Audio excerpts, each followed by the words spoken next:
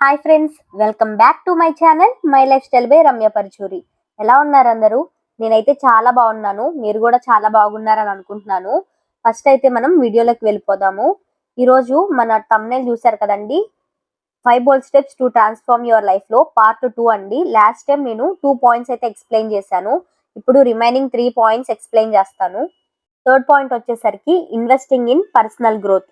ఇందులో sub points continuous learning అంటే మన స్కిల్స్ ని మనం డెవలప్ చేసుకుంటూ మన ప్రొఫెషనల్ గా అవ్వచ్చు, లేదంటే మన ఇండివిజువల్ గా అవ్వచ్చు అనమాట. ఏదైనా సరే పర్సనల్ గా కానీ మనం కంటిన్యూస్ గా ఏదో ఒకటి నేర్చుకుంటూ ఉంటే మనకు అది చాలా హెల్ప్ అవుతుంది. పెద్దవాళ్ళు చిన్నవాళ్ళు అని ఏం లేదండి, ఎవరైనా సరే వాళ్ళ వాళ్ళ ఇంట్రెస్ట్ ని బట్టి ఏదో ఒకటి నేర్చుకుంటూ ఉండొచ్చు.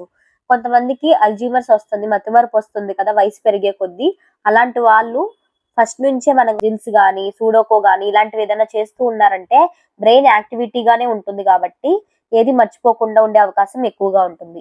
అలాగే సాఫ్ట్వేర్ ఎంప్లాయీ అయితే కోడింగ్ లాంటివి నేర్చుకోవచ్చు, స్టూడెంట్స్ అయితే అదర్ కోర్సెస్ నేర్చుకోవచ్చు.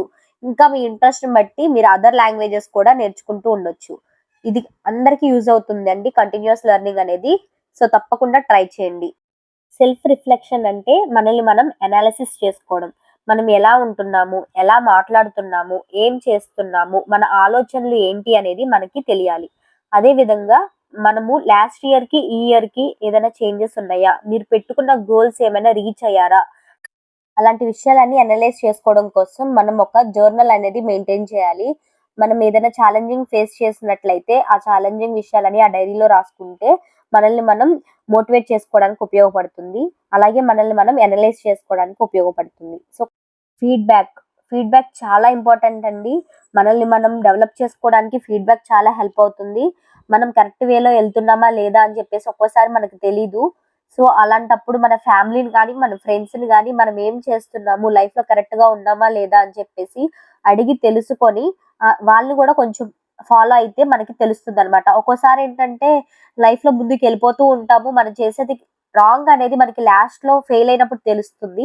అలా కాకుండా ప్రాసెస్‌లో ఉన్నప్పుడే మీరు కనుక వేరే వాళ్ళ సజెషన్స్ తీసుకుంటే అది మీకు హెల్ప్ అవుతుందనమాట. నెక్స్ట్ వచ్చి అడాప్టింగ్ హెల్తీ హ్యాబిట్స్. అంటే ఏం లేదండి, మన మార్నింగ్ త్వరగా నిద్ర లేవడం అవ్వచ్చు, వాటర్ తాగే విషయంలో అవ్వచ్చు, లేదంటే ఏదన్నా యాక్టివిటీ చేసే విషయంలో కావచ్చు. మన హెల్తీ హ్యాబిట్స్ అనేది అడాప్ట్ చేసుకుంటూ ఉండాలి. ఈ రోజుల్లో అయితే మరీ ముఖ్యంగా వర్క్ స్ట్రెస్ అందరికీ ఎక్కువైపోతుంది కాబట్టి కొంచెం సేపు నేచర్‌లో స్పెండ్ చేయాలి అని ఒక గోల్‌ని మీరు పెట్టుకోవచ్చు. లేదంటే మొబైల్ టైమ్ అనేది డిక్రీజ్ చేసుకోవడానికి ఒక గోల్ అనేది పెట్టుకోవచ్చు. లేదంటే ఫుడ్ విషయంలో గూడా మీరు గోల్స్‌ని పెట్టుకోవచ్చు. సో, హెల్తీ హ్యాబిట్స్ అడాప్ట్ చేసుకుంటే ఏంటంటే లైఫ్ హ్యాపీగా లీడ్ చేయొచ్చనమాట. ఫోర్త్ పాయింట్ వచ్చేసరికి లెర్న్ టు లెట్ గో. అంటే ప్రతిదీ పట్టుకుని కూర్చోకుండా కొన్ని కొన్ని విషయాలు వదిలేసేవి ఉంటాయి. అలాంటి వాటిల్ని మీరు పట్టించుకోకుండా వదిలేయడం చాలా బెటర్ అని నా ఉద్దేశం. గతంలో జరిగిన చేదు అనుభవాలన్నిటిని అక్కడే వదిలిపెట్టేసేయండి. ఎందుకంటే అది మీ మైండ్‌లో ఉందంటే మీరు చాలా డిస్టర్బ్ అవుతారు. నెగటివిటీ అనేది మీ మైండ్‌లో అలా పాతుకుపోతుంది కాబట్టి వాటిని వదిలిపెట్టేసేయండి.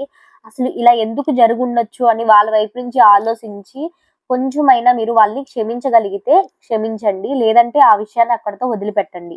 ప్రెజెంట్ జరిగే విషయాల మీద మీరు కాన్సంట్రేషన్ పెట్టండి. అయిపోయిన విషయాలు ఎప్పుడూ అయిపోయినట్టే ఉంటాయి కాబట్టి వాటిని ఎక్కువగా పట్టించుకోవాల్సిన అవసరం ఉండదు. సో, ఫ్యూచర్‌లో మీరేం చేయాలనుకుంటున్నారు? ఇంకోసారి ఇలాంటి ఏదైనా డిస్టర్బెన్సెస్ రాకుండా ఉండాలంటే మీరేం చేయాలి అనేది ఆలోచించండి. పర్ఫెక్షనిజం అంటే ఏంటంటే ఏదైనా ఒక పని చేసే ముందే దాని గురించి నెగెటివ్‌గా ఆలోచించడం, అక్కడే ఆగిపోవడం లాంటివి చేస్తూ ఉంటారు. అంటే మీకు ఎక్కడ లేని భయాలన్నీ వస్తూ ఉంటాయన్నమాట. ఫెయిల్యూర్ అవుతామేమోనని భయంతో అసలు ఫస్ట్ స్టెప్ అనేది వేయరన్నమాట. అలాంటి వాళ్ళు ఖచ్చితంగా మీరు ఆ భయాన్ని అక్కడే వదిలిపెట్టి ముందుకు వెళ్ళాలండి. పర్ ప్రతీదీ మీ కళ్ళతో, మీ దృష్టితో కాకుండా పక్కన వాళ్ళ దృష్టితో కూడా చూడండి. అప్పుడు కొన్ని విషయాలనేవి మీకు పర్ఫెక్ట్‌గా కనిపిస్తాయన్నమాట. ఎక్కువ స్ట్రెస్ తీసుకోవడం వల్ల మీ హెల్త్ ప్రాబ్లమ్ అవుతుంది. మీ పని గూడా ముందుకు వెళ్ళదు. సో, పర్ఫెక్షనిజాన్ని పక్కన పెట్టేసి వీలైతే పక్కన వాళ్ళకి మీరేదైతే ఆశిస్తున్నారో దాన్ని క్లియర్‌గా చెప్పి చేపిచ్చుకోవడం అనేది అలవాటు చేసుకోండి. Control. External locus of control, internal locus of control అని 2 విషయాలుంటాయండి. ఫస్ట్ ఎక్స్‌టర్నల్ అనేది ఏంటి అనేది చెప్తాను. అంటే బయట వాళ్ళు కనుక ఎవరైనా మనల్ని మీరు అందంగా లేరు, మీరు చేసిన పని బాలేదు అని చెప్పంగానే కుమిలిపోతూ ఉంటారు.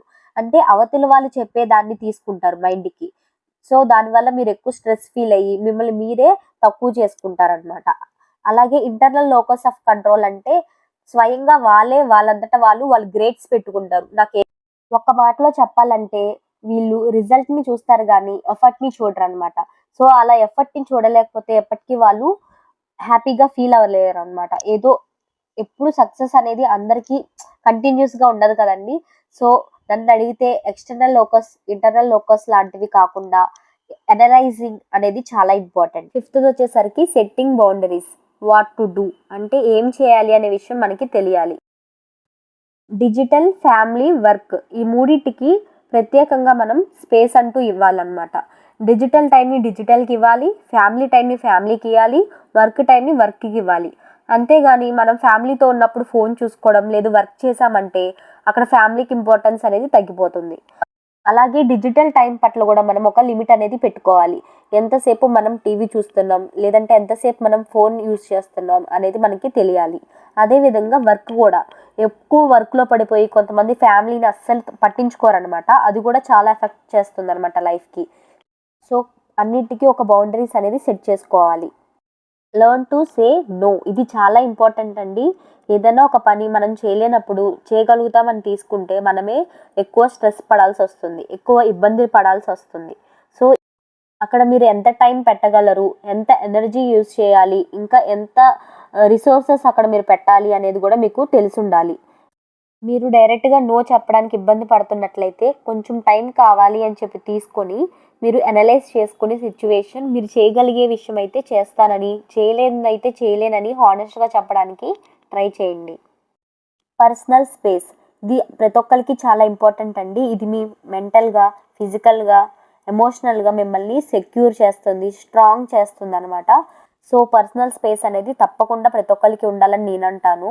ఆ టైంలో మీకు ఏది కంఫర్ట్ అయితే అది చేయడానికి ట్రై చేయండి. లైక్ కొంతమందికి మ్యూజిక్ అంటే ఇష్టం, కొంతమందికి యోగా, ఎక్సర్సైజెస్ ఇలాంటివి ఇష్టం అనమాట. కొంతమందికి టీవీ చూడడం ఇష్టం. అలా మీ పర్సనల్ స్పేస్‌ని మీరు ఎలా ఎంజాయ్ చేయాలనుకుంటున్నారో అలా మీకు ఏ పాయింట్‌తో కనెక్ట్ అయ్యారు అనే విషయాన్ని నాకు కామెంట్ సెక్షన్‌లో చెప్పండి ఫ్రెండ్స్. నా వీడియో మీకు నచ్చినట్లయితే లైక్ చేయండి, కామెంట్ చేయండి, షేర్ చేయండి. అలాగే తప్పకుండా నా ఛానల్‌ని సబ్స్క్రైబ్ చేసుకోండి. Thanks for watching.